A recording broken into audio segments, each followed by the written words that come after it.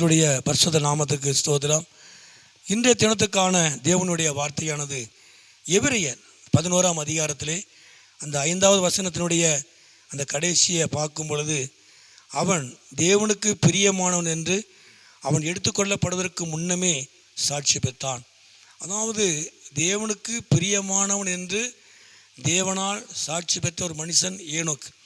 ஏனோக்கு நமக்கு நல்லா தெரியும். இந்த ஏனோக்கு தேவனுக்கு பிரியமானவன் என்று தேவனே அவனை குறித்து சாட்சி கொடுத்தார். அப்போ தேவனுக்கு பிரியமானவன் என்று சொல்லி நாம் பார்க்கும் பொழுது அந்த ஆதியாமத்திலே நம்ம வாசிக்கிறோம்.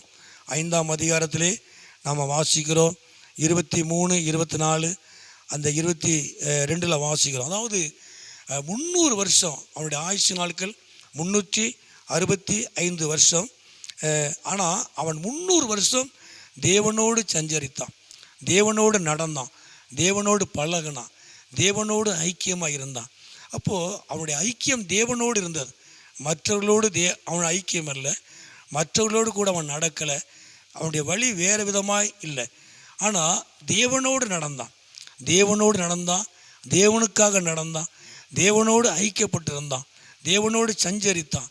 தேவனோடு ஐக்கியமாக இருந்ததுனால தேவனோடு அவனுடைய பழக்க வழக்கம் எல்லாமே தேவனோடு கூட இருந்ததுனால தேவனுக்கு பிரியமானவன் என்று தேவன் அவனை குறித்து சாட்சி கொடுத்தார்.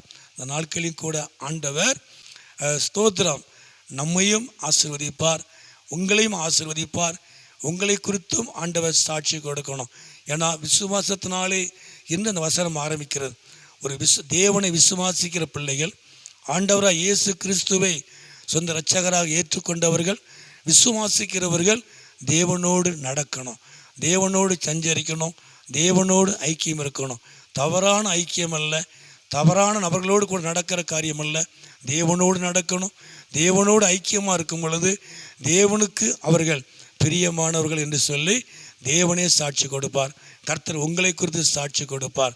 நீங்கள் தேவனோடு நடக்கும் பொழுது, தேவனோடு ஐக்கியமாக இருக்கும் பொழுது, அவரை சார்ந்து கொள்ளும் பொழுது அவர் உங்களை பிரியமானவன், பிரியமானவள் என்று சொல்லி அவருடைய சாட்சி கொடுப்பார். அவர் உங்களை வழி நடத்துவார், அவர் உங்களை ஆசீர்வதிப்பார். ஜெபம் பண்ணுவோமா? எங்களை அதிகமாக நேசிக்கிற நல்ல பிதாவே, அருமையான ஆண்டவரே, இந்த நேரத்துக்காய் ஸ்தோத்திரம். இந்த சத்தத்தை கேட்குற ஒவ்வொரு பிள்ளைகளையும் குடும்பங்களையும் என் ஆண்டவர் ஆசீர்வதியும். ஆண்டவரே, இந்த உலகத்தில் இந்த பூமியில் ஆண்டவரே உமோடு ஐக்கியமாய் உமோடு நடக்கிற பிள்ளைகளாய் கர்த்தர் நீர் உதவி செய்யும். உம்மாலே சாட்சி பெறத்தக்கதாக, உம்மாலே சாட்சி கொடுக்கப்படத்தக்கதாக கர்த்தர்தாமே உம்மோடு ஐக்கியமாய் நடக்க ஆண்டவர் உதவி செய்யும். அப்படி நாமத்தை மகிமைப்படுத்தும். இயேசுவின் நாமத்தில் ஜெபிக்கிறோம் நல்ல பிதாவே. ஆமேன், ஆமேன்.